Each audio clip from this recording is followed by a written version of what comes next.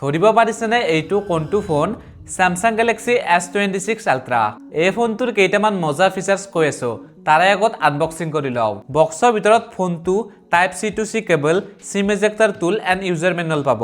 এই ফোনটোত ৱৰ্ল্ডৰ first privacy display আছে। ধৰি লওক আপুনি পাব্লিক প্লেছত ফোনটো চাই আছে। বেলেগ মানুহে যদি মনে মনে কাখৰ পৰা ফোনটো চাব খুজে, একো দেখা নাপায়, কলা কলা দেখা পাব। ভিডিঅ'ত হৰিজন লক ফিচাৰ্ছটো পাব। মানে এবাৰ আপোনালোকে ফ্ৰেমটো লক কৰাৰ পাছত ফোনটো যিমান লটপটো কৰক, ভিডিঅ'টো একদম ধুনীয়া ষ্টেবল ৰেকৰ্ড হ'ব। বাকি 200 মেগাপিক্সেলৰ মেইন কেমেৰা আগতকৈ ৰাতিৰ ফটো ভিডিঅ' ইমপ্ৰুভ হৈছে।